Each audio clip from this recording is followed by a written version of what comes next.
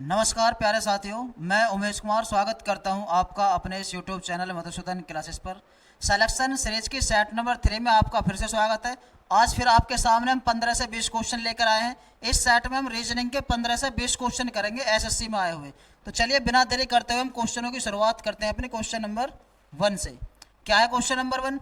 देखिए, इस तरह का क्वेश्चन आपको एसएससी के प्रत्येक सेट में देखने के लिए मिला था जब एग्जाम हुए थे, और एक नहीं किसी किसी सेट में 2 क्वेश्चन भी देखने के लिए आपको मिले थे। क्या है ये लिखा हुआ है इसने 39, 78, 81, और दूसरी लाइन में लिखा हुआ है 42, 84, 87। ये बताना है इन दोनों में जो संबंध है वो किसी एक ऑप्शन में होगा, तो हमें क्या करना है, वो संबंध यहाँ से चेक करना है। क्या है संबंध, अभी देखेंगे हम। आइए देखते हैं।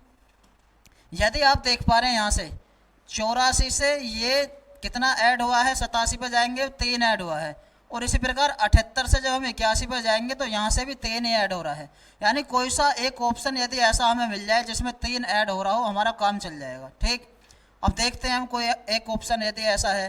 देखो 42 से 49 पर जाएंगे 3 ऐड नहीं होगा, 120 से 124 पर जाएंगे यहाँ भी नहीं होगा, और हम 86 से 95 पर जाएंगे यहाँ भी नहीं होगा, और 168 से जब 173 पर जाएंगे तो 3 ऐड करने के बाद ये बन रहा है यहाँ से। तो हम कह सकते हैं कि सी ऑप्शन इस क्वेश्चन का यहाँ से करेक्ट होगा। लेकिन हम चेक करेंगे इन संख्याओं में भी कुछ संबंध है क्या, कि 42 का दोगुना हो रहा है ये 84, इसी तरीके से 39 का दोगुना हुआ है 78। तो हम यहाँ और चेक करेंगे।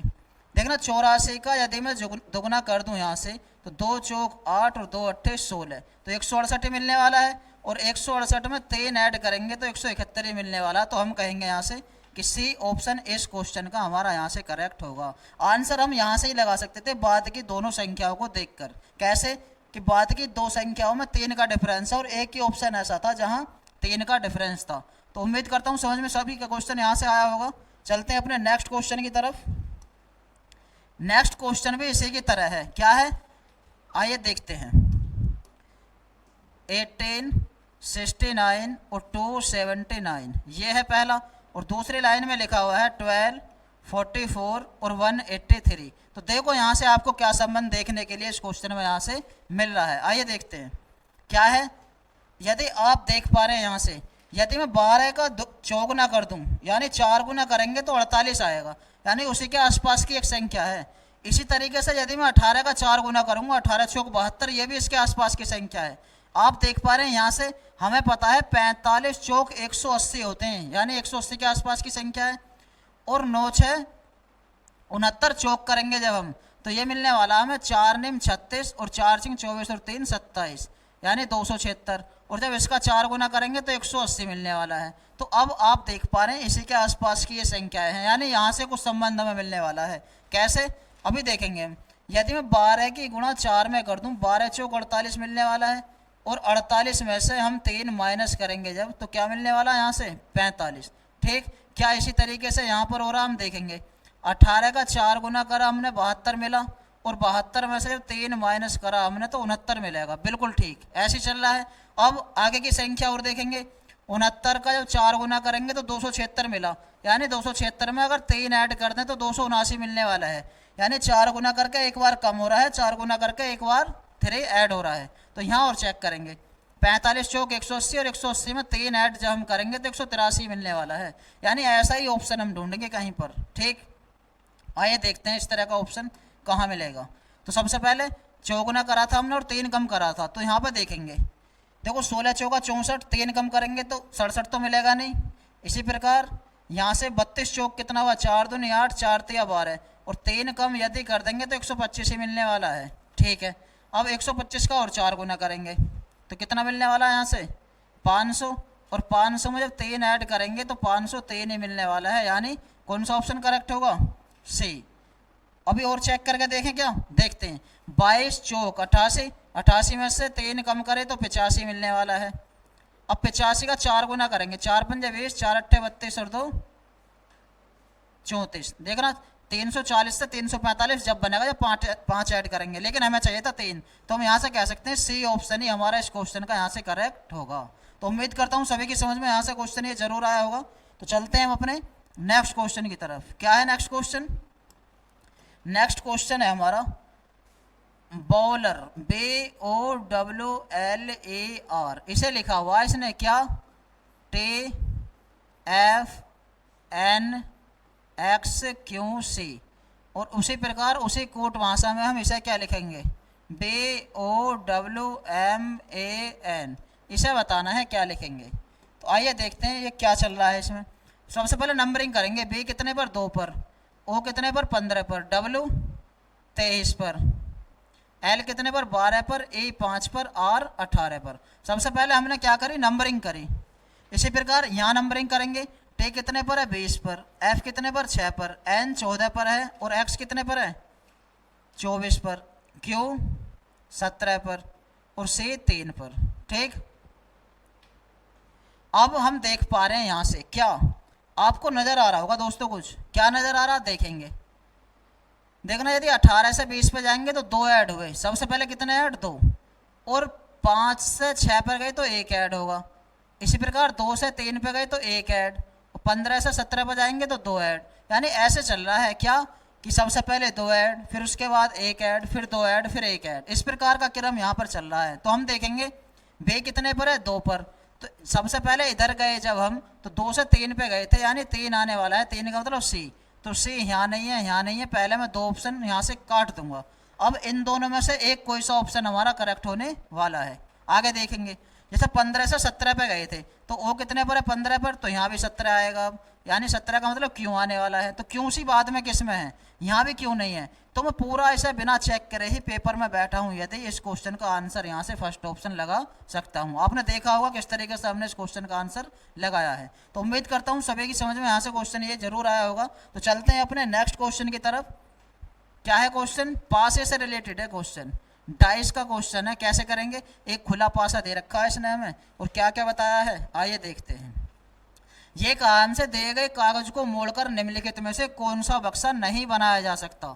ध्यान से पढ़ना दोस्तों क्वेश्चन को, कौन सा बक्सा नहीं बनाया जा सकता। जब आपने ये पासे का चैप्टर पढ़ा होगा तो खुला पासा और बंद पासा, 2 तरह के पासे आपने पढ़े होंगे। तो खुले पासे से हम कैसे पासा बनाते थे, बंद, आइए देखते हैं। सबसे पहले हम देखेंगे, यहाँ से एक डिजिट छोड़ कर पढ़ते थे, जैसे ए से यदि मुझे एल पर जाना तो बी को छोड़ देंगे, इसका मतलब है ए एल के विपरीत है और एल ए के विपरीत है।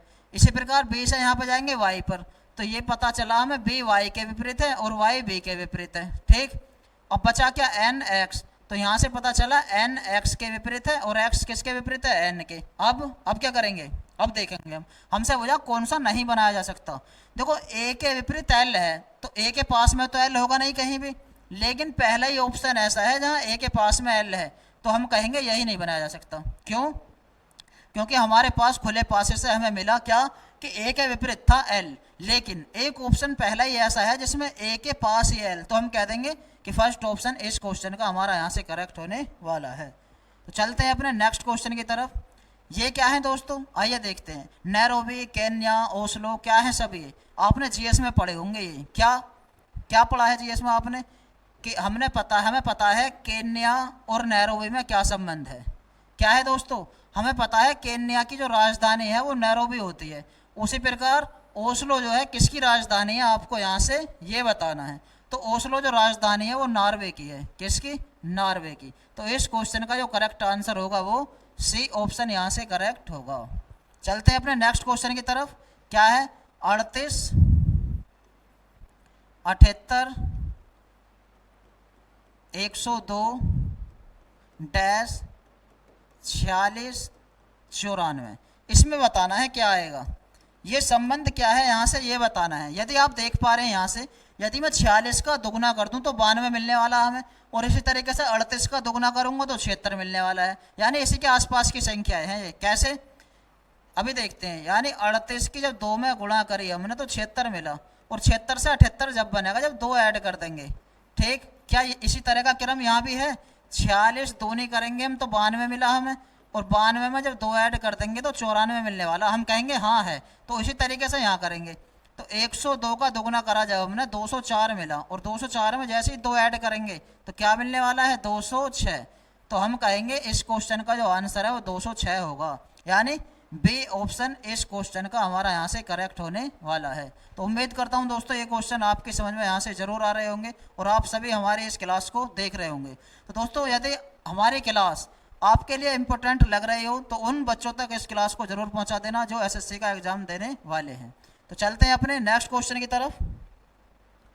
क्या है नेक्स्ट क्वेश्चन? ये संबंध दिया हुआ और हमसे बताना है, जो अलग है वो ऑप्शन सेलेक्ट करना। हमें क्या होगा देखना, लेखन सामग्री के अंदर ये सब आते हैं पेंसिल, और इसी प्रकार आकृति के अंदर वृत्त आता है, और वाहनों में ये ट्रक आ जाएगा, लेकिन बिल्ली में जानवर नहीं आने का। एक बार को जानवर में बिल्ली आ सकता है लेकिन बिल्ली में जानवर कभी नहीं आएगा। तो हमारा ऑप्शन जो है ये बी ही अलग है इनमें, और हमसे यही बोला है कि अलग शब्द क्या है, तो हम कहेंगे बी ऑप्शन इस क्वेश्चन का हमारा यहाँ से करेक्ट होगा। तो चलते हैं अपने नेक्स्ट क्वेश्चन की तरफ।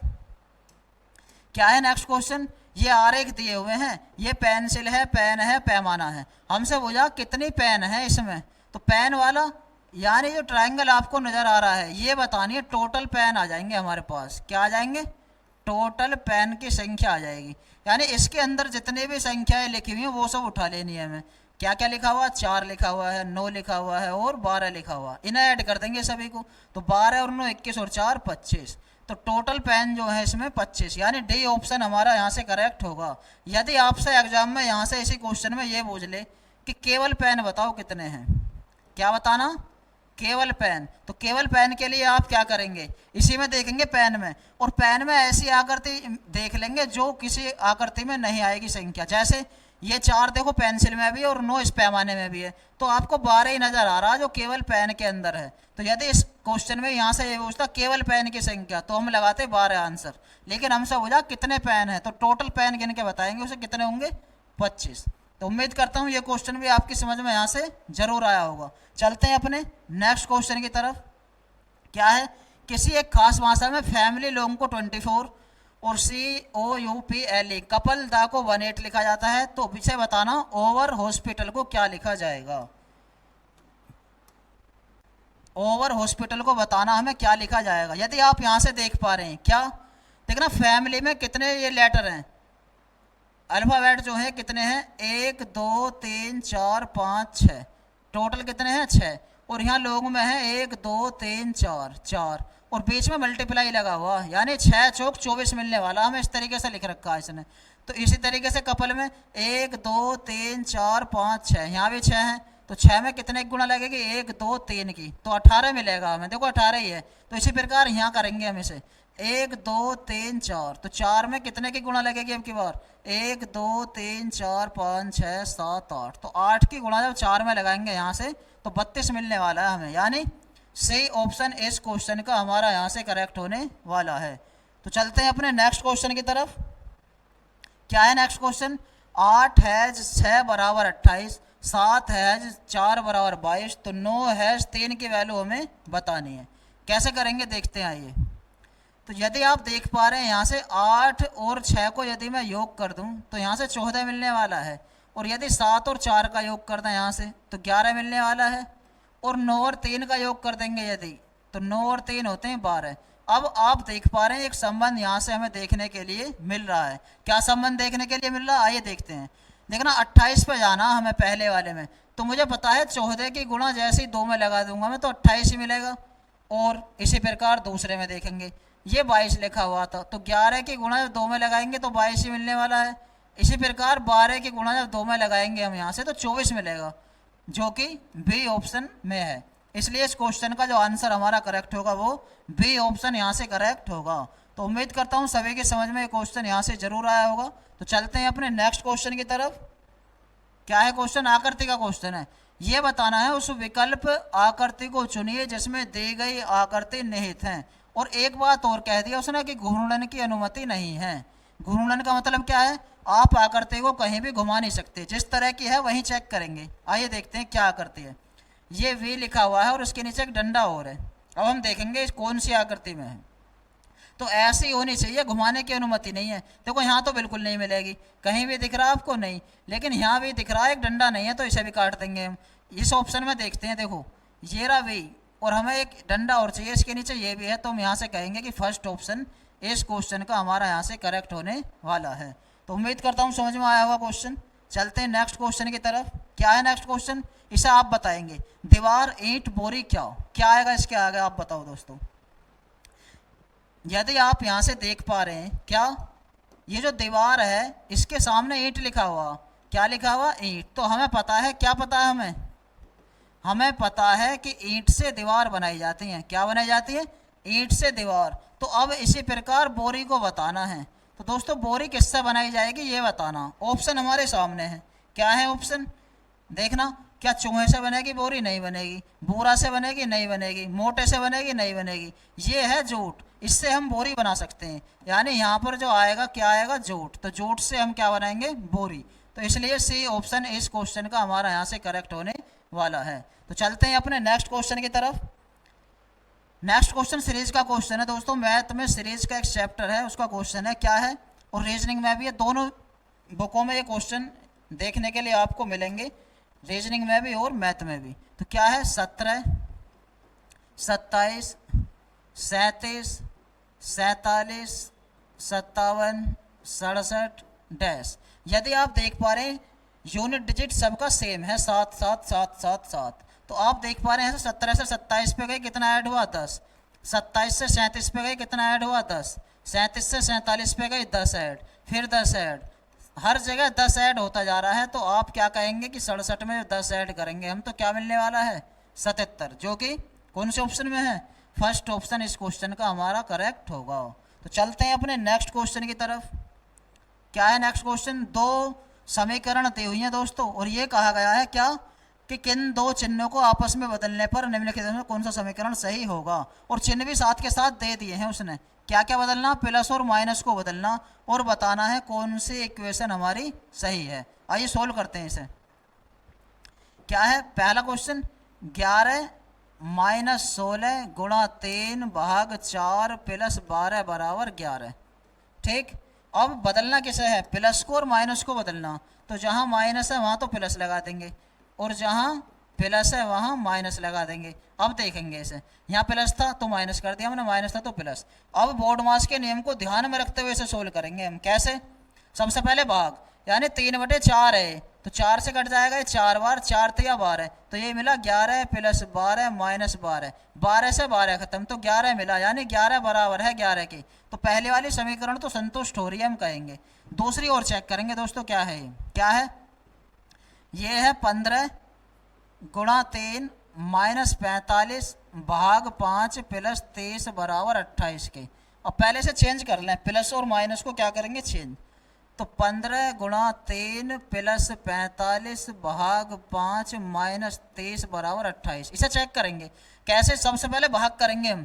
5 से भाग करा 45 में 9 बार, 15 थी 45, 45 और 9 हुए 54, और 54 में से जब 30 माइनस करेंगे हम तो 24 मिलने वाला है, लेकिन ये है 28, तो यहाँ से ये गलत हो जाएगी। दूसरी वाली समीकरण हमारी गलत है, तो हम कहेंगे पहले ही समीकरण सही है, यानी ये नहीं है, ये नहीं है, ये नहीं है, कौन सा ऑप्शन है, सी। तो ऑप्शन नंबर सी इस क्वेश्चन का हमारा यहाँ से करेक्ट होगा। तो उम्मीद करता हूँ ये क्वेश्चन भी आपकी समझ में यहाँ से जरूर आया होगा। तो चलते हैं अपने नेक्स्ट क्वेश्चन की तरफ। क्या है नेक्स्ट क्वेश्चन, आइए देखते हैं। नेक्स्ट क्वेश्चन है दोस्तों, इस तरह के क्वेश्चन आपको एसएससी के हर सेट में देखने के लिए मिलेंगे।